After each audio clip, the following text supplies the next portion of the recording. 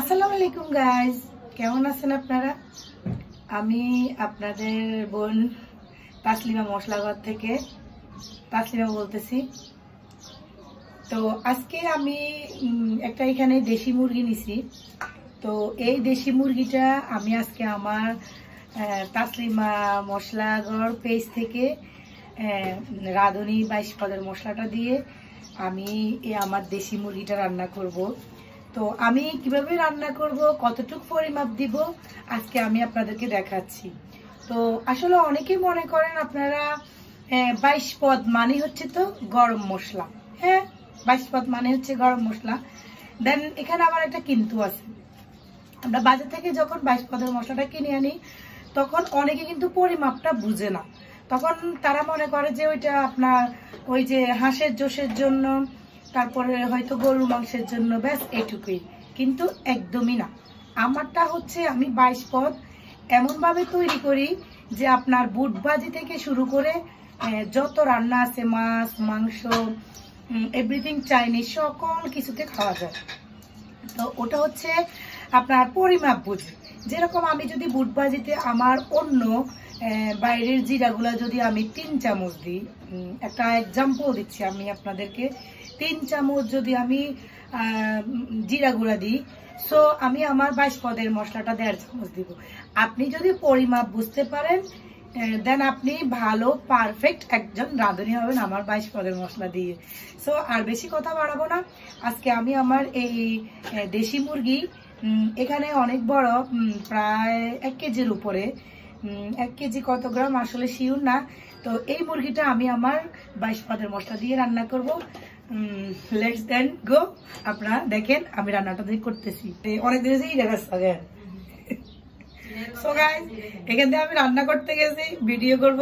শয়তান ভিডিও গুলো তো আমাকে ভিডিও করে দেয় না, ইভেন মানে ভিডিওর পাশাপাশি আমাকে বিরক্ত করে। তো বলতেছে অনেকদিন ও নাকি আমগো কফি, ও নাকি ফিরা খায় না, এখন আমার হাতে ওর ফিরা খাইতে ইচ্ছে করতেছে। তো আমি আপনাদেরকে বলি গাইস, আমার আসলে ক্যামেরাম্যান বললেও আমি, বা ক্যামেরার মধ্যে অভিনয় করলেও আমি। তো আমার এই মুরগিটা আমি ভাবছিলাম চুলায় বসে। আমি বিভিন্ন ধরনের রান্নার প্রসেস জানি আলহামদুলিল্লাহ। তো ওটা আমার মানে কারো থেকে ওই যে শিকা বা এগুলা হচ্ছে নিজ থেকে যদি নিজে যেমনই ভাবে রান্না করে, টেকনিক বুঝে, তাহলে রান্না আসলে অসাধারণ হয়। আর মশলারও গুণ আছে। তো আমি আমার রান্নাটা ভাবছিলাম যে আমি কড়াইতে তেল বসাই করব। সো এইভাবে করবো না। আমি এখানে আজকে যেহেতু আমার ফোনটা আমার ভিডিও করতে হবে, সেই জন্য আমি এখানে সাজাই নিব, আপনাদেরকে দেখাচ্ছি। তো আমি প্রথমে মশলাগুলা সব মাখাই ফেলবো। তোরা তো ভিডিও করে দিতি, আর অতএব আমার বিরক্ত করবি না, চুপ করে আমার ভিডিও দেখবি। সো গাইজ, প্রথমে আমি হলুদ গুঁড়াটা দিব। তো হলুদের গুঁড়াটা আমি একটু আন্দাজ মতো আমার হাত দিয়ে দিচ্ছি, এভাবে করে। এখানে আমার হাত অনুযায়ী মনে হচ্ছে, আমি আপনাদেরকে বলে দিব কেমন করে। আর হাতের অনুসারে যদি আপনারা বুঝেন তাহলে তো বুঝলেনই, আর নয় আপনি ছোট স্পুন চামচে 2 চামচ হলুদ গুঁড়ো দিবেন। তারপরে হচ্ছে এখানে মরিচ গুঁড়া নিব। তো মরিচ গুঁড়াটা ছোট স্পুন চামচ আছে। দেন আমি হাত দিয়ে যেহেতু দিছি, আপনাদেরকে আবার দেখাচ্ছি হাত দিয়ে। তো এখানে আমি মরিচের গুঁড়াটা একটু ঝাল বেশি যেহেতু, আর আমার বাচ্চারা এতটা ঝাল মোটামুটি খেতে পারে, বাট বেশি খেতে পারে না। তো এইখানে আমি মানে ঝালটা পরিমাণ মতো 2 চামচ দিচ্ছি। আসলে আমরা যেহেতু বাঙালি, আমি ওই যে রেহানা রাখি ব্লগস থেকে, আর রেহানা আপুর মানে রাখি আপুর ব্লগগুলো দেখি, তো উনি এরকম আমার মতো হাত দিয়ে মাখতে খুব পছন্দ করে। দেন আমি ওই রকম মাখতেছি। তো কেউ আবার বাজে কমেন্ট করবেন না বা মাইন্ডলি ভাবে নেবেন না। তারপরে এখানে আমি নিছি আপনার রসুন বাটা। তো আমি আবার একটু রসুন বাটা অনেক খাই, এই জন্য আমি একটু পরিমাণ মতো রসুন বাটা দিচ্ছি। এখানে আমি প্রায় অনেকগুলাই রসুন বাটা দিচ্ছি, কারণ আমার একটু যে যেমন ভাবে পছন্দ করেন আপনারা, আমি একটু বেশি খাই, ওই জন্য আমি একটু বেশি দিলাম। তারপরে এখানে আমি আমার যেহেতু 22 পদের মশলাটা নিব, সো ওইখানে দেওয়া লাগে না। তারপর আমি একটু মশলাটা একটু বেশি খাই। ফোনটা তুমি ঠিক করে ধরো। 22 পদের মশলাটা যেহেতু একটু বেশি খাই, ওই জন্য আমি বেশি না, এখানে মাত্র ছোট্ট 2টা দারচিনি নিছি, তারপর 4টা এলাচ দানা নিছি, তারপরে হচ্ছে 2টা তেজপাতা আমি ছিঁড়ে নিছি। ফোনটা ঠিক করে ধরো। তো আমি এগুলো দিয়ে দিলাম। এগুলো আসলে লাগে না, যেহেতু আমার এটা হচ্ছে আপনার দেশি মুরগি, এই জন্য আমি একটু বাড়াই দিছিলাম। সো এই 2-3টা ইয়া দিছি, আপনারা না দিলেও হবে, তারপরও আমি দিছি, আপনাকে দেখালাম। তো এখানে হচ্ছে আমার 22 পদের মশলাটা। এই আমি 22 পদের মশলাটা আমার এখানে চামচটা দেখতেছেন, এই চামচ করে 3 চামচ দিছি। হ্যাঁ, তো আপনারা অন্য জিরা যদি আপনারা 5 চামচ দেন, 1 কেজির উপরে হবে মুরগিটা। সো যদি আপনারা 5 চামচ দেন, সো আমার এখানে 3 চামচ হইলেও হবে। তো আপনার এখানে 2 চামচ জিরা বেঁচে গেছে না। তো আপনারা আসলে অনেকে বোঝেন না দেখে বলেন যে না, আসলে মশলাটা যারা বুঝে খাইতে পারে তারা অবভিয়াসলি তাদের ভালো লাগে, আর যারা আসলে বুঝে না তো তারা আসলে তুষ্পা লবণটা দাও তো বাবা, তারা আসলে বুঝে না। তো আমি আজকে যেভাবে দেখাচ্ছি আপনারা আসলে এভাবে রান্না করবেন। যদি আপনার এই মুরগিটা ওই যে সাদা ব্রয়লার মুরগি হইতো, তাহলে আপনার জিরাটা আর একটু কম দিলে হইতো। আর যদি আপনি জিরাটা দেন তাহলে দারচিনি এলাচি না দিলেও হবে। আমার যেহেতু এটা দেশি মুরগি, সো আমি ওই জন্য দারচিনি এলাচ তেজপাতা একটু দিলাম। তো এখানে আমি লবণও পরিমাণ মতো দিচ্ছি, আমার হাত দিয়ে যেহেতু দিচ্ছি, বাবা আমি বাঙালি ভাবেই দিচ্ছি। সো আমাকে অনেকে অনেক ধরনের কথা বলবেন, ব্যাট খাবেন চাটকাবেন, সো আমার তাতে যায় আসে না। তারপর আমি অনেক আপুদের ভালো স্বার্থে সেজন্য আমি আপনাদেরকে দেখাচ্ছি, খারাপ ভাবে কেউ নেবেন না। সো গাইস, তো আমার মাখাটা শেষ, সম্পূর্ণভাবে মাখা শেষ। তো কেউ যদি একটু মেরিনেট করে কিছুক্ষণ রাখতে পারেন। আর যদি না রেখে আপনারা চুলায় বসা দেন তাহলেও কিছু হবে না। তো আমি এখন আমার তেলটা বসাই দিব। তেলটা বসাই, আমি কিন্তু পেঁয়াজ দিই নাই এখানে, এখনো আদা দিই নাই। সো আমি পেঁয়াজ তেলের উপরে দিব, আর আদাটা হচ্ছে আমি মাংসটা কষানোর পর কিছুক্ষণ পরে দিব। আমি যদি এখন আদাটা দিই তাহলে আমার মাংসটা পুরো ঝুলে যাবে। সো বেশি মাংস নরম হলে টেস্ট নাই, একটু যদি শক্ত থাকে আমার কাছে অনেক ভালো লাগে। আর আমার মশলাটা আমি বলতেছি আবারও, আপনারা যারা মশলাটা বেশি খান তারা পরিমাণে বাড়াই দিতে পারেন, আর যারা কম খান তাদের জন্য হচ্ছে 3 চামচ। সো আমি আপনাদের যারা কম খান তাদের জন্য 3 চামচ দিয়ে 1 কেজি একটা মুরগি দেখাই দিছি। আর যদি আপনারা বেশি খাইতে চান তাহলে আরো বেশি দিতে পারেন টেস্ট বাড়ানোর জন্য, কিন্তু আমি একটু বেশি খাই এই জন্য আমি একটু বাড়াই দিছিলাম। সো লেটস গো, আমি এখন চলে যাচ্ছি।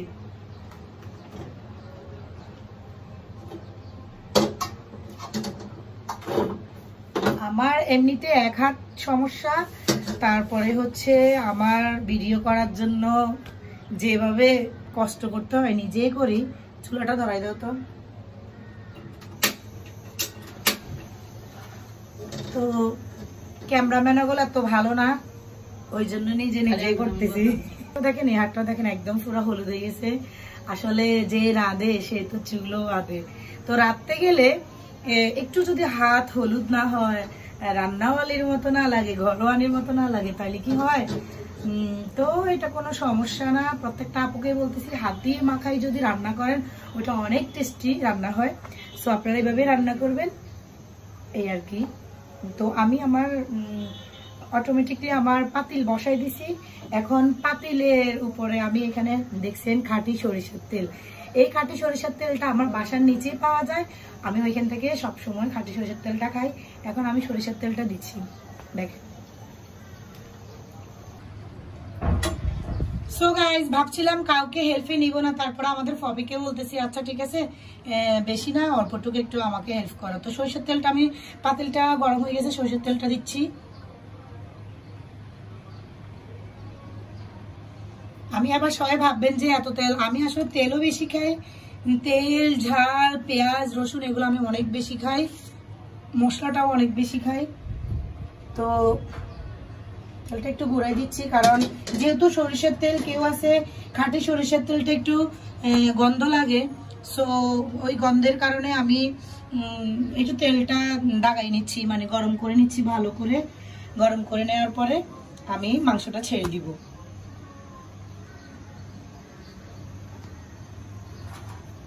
খুন্তিটা কই?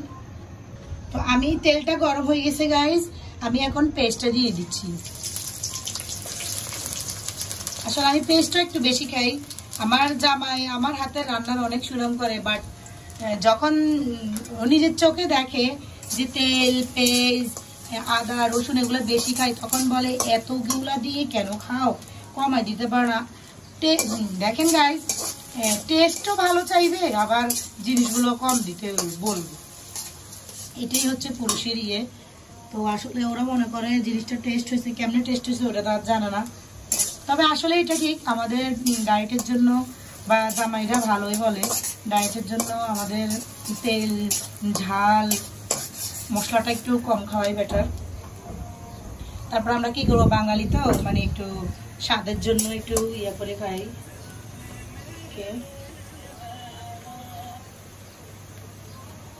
আসসালামু আলাইকুম। ও কইলেন নি কি অবস্থা?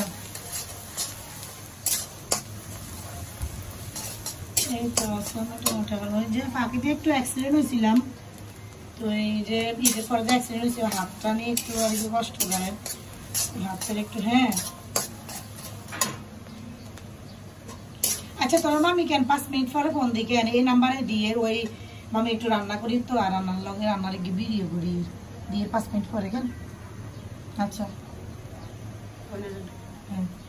সো গাইজ, আসলে একটু সরি, আমার একটা ফোন আসছে, আমার ভাগ্নি ফোন দিছিল, ওই জন্য আমি একটু দেরি হয়ে গেছে আপনাদের জন্য। আসলে এটাই একদম খুব ইয়ে হচ্ছে। সো আমি এবার আবার এখানে মেরিনেট করা মাংসটা আমি দিয়ে দিব, বিসমিল্লাহ। আর আপনাদেরকে আরেকটা কথা বলি, আপনারা রান্নার আগে সব সময় রান্নাটা বসাবার আগে বিসমিল্লাহ পড়বেন। আসলে আমরা যেহেতু মুসলমান, বিসমিল্লাহ পড়ে আমাদের রান্না বসালে রান্না এমনিতে টেস্ট হয়।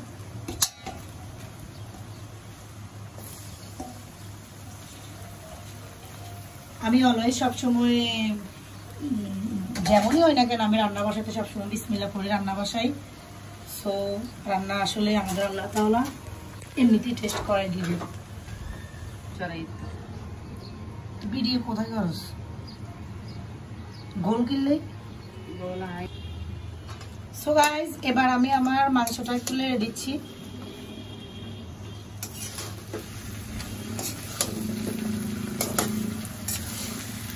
ক্যামেরাটা এইভাবে করে একটু ধরলে তো পুরোটা ইয়ে,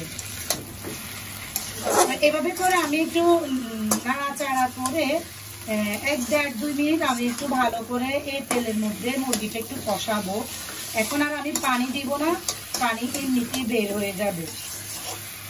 আর যদি প্রয়োজন মনে করেন আপনার তেল যারা কম খান, তারা একটু ঝোল মানে একটু পানি দিবেন, তাহলে একটু ভালো হবে আর কি। তো গাইস দেখেন, আমি একটু 1-1.5 মিনিট কষানোর পরে একটু ঝোল ঝোল হালকা বের হয়ে গেছে। তো যারা আসলে তেল কম খান বা একটু ইয়া করেন, তো তারা একটু হালকা ঝোল দিয়ে মাংসটা কষাইতে পারেন। এখন আসলে এখানে কালারটা কেমন আসতেছে বুঝতেছি না, কারণ আমার এখানে জানালাটা আটকানো, তো ওই জন্যে কালারটা হয়তো একটু ইয়ে আসতেছে। দেন আসলে রান্নার লাস্টে বোঝা যাবে, আমি আপনাদেরকে দেখাবো রান্নার লাস্টে।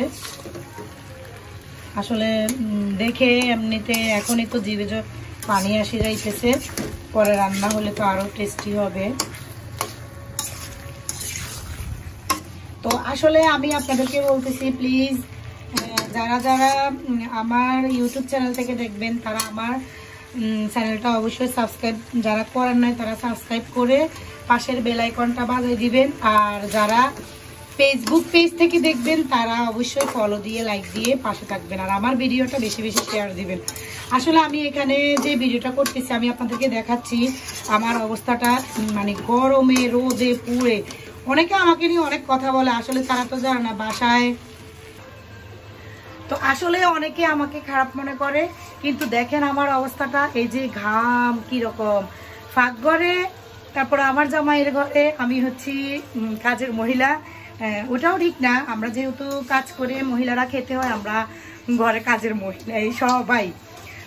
আর অনেকে আমাকে অনেক কথা বলে, কথা শোনায়। তো আসলে যারা দূর থেকে কমেন্টস করে, পাবলিক তো বলবে, কিন্তু যারা আশেপাশের পাবলিক বলে তাদেরকে তো এমনি ছেড়ে দেওয়া যায় না, কারণ কত কষ্ট করে বাইরে বেটার মতো সফল একজন নারী হয়ে মানে বেটার কাজ করে আসি, বিজনেস নিয়ে একটু ব্যস্ত থাকি, ওইখান থেকে আসি ঘরে আমার নিজের কাজগুলো সামালতে হয়, রান্না বান্না করতে হয়, এগুলো নিয়ে থাকি। কিন্তু মানুষের পাবলিকের কথা যদি এরকম শুনতে হয় তো কেমন লাগে বলেন তো? কত কষ্ট করে ফাঁক করে যেভাবে আমাকে ঘামাচ্ছে দেখেন, এত কষ্ট করার পরে যদি পাবলিকের এসব কথা শুনি, আরে ভাই তোমরা একটু লাইক করতে পারো, শেয়ার দিতে পারো, সাপোর্ট করতে পারো।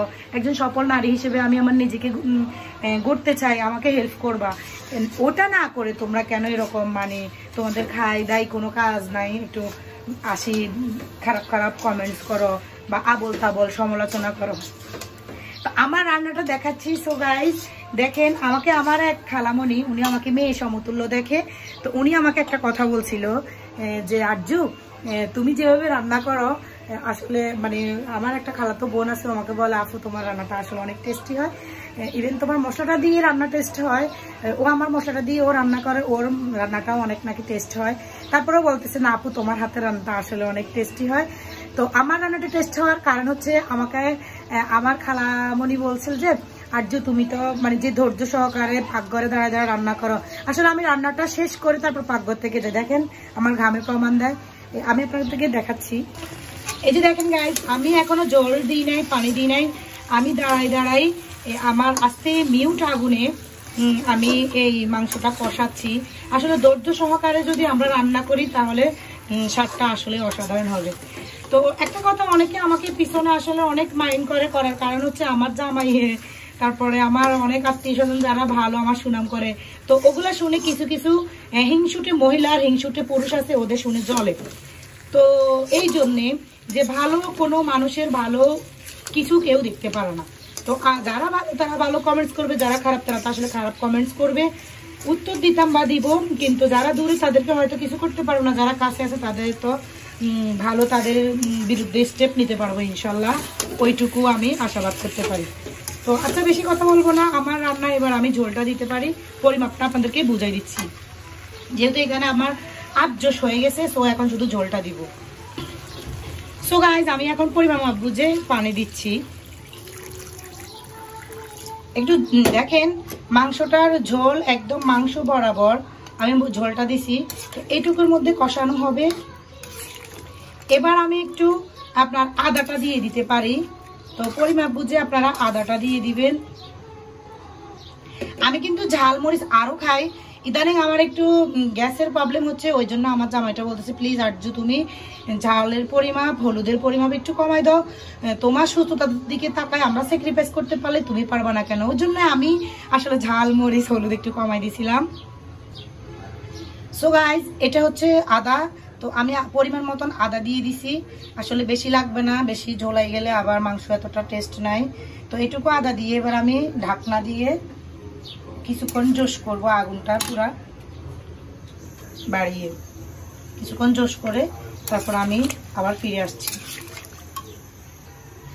সো গাইজ এবার আমি ঢাকনাটা দিয়ে দিলাম, তারপর ফিরে আসছি আমি 5 মিনিট পর। তো গাইজ আমি আলুগুলো দিয়ে দিচ্ছি। আসলে আলুটা দিতাম না, কারণ আমাদের ঘরে কিছু ইয়ে আছে, ওরা আলু পছন্দ করে, আবার কিছু আছে আলু পছন্দ করে না। তো ওদের জন্য আলুগুলো দিচ্ছে, আর যারা পছন্দ করে না তারা শুধু মাংসের টুকরাগুলো খাবে। সো এবার আমি একটু নেড়ে ছেড়ে, আলুটা যেহেতু ছোট করা, বেশি বড় আলু না, তো একটু নেড়ে ছেড়ে আমি হালকা সিদ্ধ হয়ে আসলে আমি একটু ইয়া করব। তো আসলে যারা একটু ঝোল পছন্দ করেন তারা ঝোল দিবেন, যারা ঝোল পছন্দ করেন না তারা ঝোল দেওয়ার দরকার নেই। তো আমার একটু হালকা ঝোল লাগবে, ঝোলটা দিয়ে তারপরে আমি ঢাকনা দিয়ে দিব। তো আমার ঝোলটা দেওয়া শেষ, একটু সামান্য পরিমাণ ঝোল দিছি, এই সিদ্ধতে আলুটা হয়ে যাবে। হয়ে যাওয়ার পরে আমি ঢাকনাটা দিয়ে আবার নেড়ে ছেড়ে দিব। সো গাইস তারপর আমি কিছুক্ষণ অপেক্ষা করব। অপেক্ষা করার পরে তারপর একটু ঝোল কমে আসলে, আলুটা যদি একটু সিদ্ধ হয়ে যায় তারপর আমি নামিয়ে ফেলবো। নামানোর পর আমি আপনাদেরকে দেখাবো, সেজন্য কিছুক্ষণ আমি অপেক্ষা করতেছি। আর এই আমার ইয়েতে আমরা নোয়াখালীর বাসায় বলি এটাকে বটবা। সো এটা হচ্ছে ঢাকনা, ঢাকনাটার মধ্যে আসলে এগুলো লেগে গেছে। আমি একটু অন্য কাজে গেছিলাম, তো ঝোলটা উতরিয়ে তখন এরকম হয়েছে। আপনারা এটা খারাপভাবে কিছু নেবেন না। সো গাইজ দেখেন আমার অবশেষে আমার দেশি মুরগিটা রান্না হয়ে গেছে। তো এখানে কালারটা বোঝা যাচ্ছে, অসাধারণ একটা কালার আসছে আর দেখতে লোভনীয় লাগছে। দেশি মুরগিটা আজকে আমার পরিবারের সবাই খাবে। আসলে আমি যে তৈরি করি ওই জন্য না, আসলে মশলাটা অসাধারণ। আর এই মশলাটা আমি এক ভাইয়া থেকে শিখছিলাম। তো উনি আমার হাজব্যান্ডের পরিচিত। মশলাটা আমি 7 বছর আগ থেকে খাই। ইভেন উনি নিজে তৈরি করতো আগে, এখন ওনার থেকে আমি শিখে এখন আমি বানাচ্ছি। তবে আমরা যেহেতু ঘরোয়াভাবে তৈরি করে বুঝতেই তো পারেন আফুরা যারা তৈরি করেন তাদেরকে, যাদের আপনাদের যদি কষ্ট হয় তাহলে নোয়াখালী চৌমুহনী থেকে আমি বলতেছি, কাছারি মসজিদের পাশে মাইশা টাওয়ার, ওইখানে আমার আমি ঘরোয়াভাবে তৈরি করে আমি নিজেই সেল দিয়ে আসি আমার নোয়াখালীর ভিতরে। তারপরে নোয়াখালীর বাইরে যারা আছেন তারা হচ্ছেন আমি কুরিয়ার অথবা এসে পরিবহনে পাঠাই দিব। শুধু আপনাদের পাঠানোর জন্য কুরিয়ার সার্ভিসটা আপনারা দিতে হবে 150 টাকা। তো আর নোয়াখালীর ভিতরে যারা আছেন দূরে হবেন, নোয়াখালীর ভিতরে তো হইলে হবে না, দূরে যদি থাকেন, কাছে হইলে আমি দিয়ে আসবো, সমস্যা নাই। আর দূরে হলে যেসব আপুরা ভাইয়ারা নিতে চাইবেন আমাকে আপনারা অকটেন আমার ডেলিভারি চার্জটা দিয়ে দিলে আমি নিজে গিয়ে পৌঁছে দিয়ে আসবো ইনশাল্লাহ। তো আপনারা সবাই আমাকে সাপোর্ট করবেন, আমার জন্য দোয়া করবেন, বেশি বেশি করে আমার ভিডিওটা শেয়ার দিবেন। ভালো থাকবেন। আমি একজন সফল নারী উদ্যোক্তা হতে চাই। সো আমার থেকে যদি আপনারা কেউ এটা দেখে শিখতে চান, হতে চান, আপনারা অবশ্যই এগিয়ে যান, আমি সাপোর্ট করব। আর আমাকে তো সাপোর্ট করবেন। ভালো থাকবেন। আসসালামু আলাইকুম।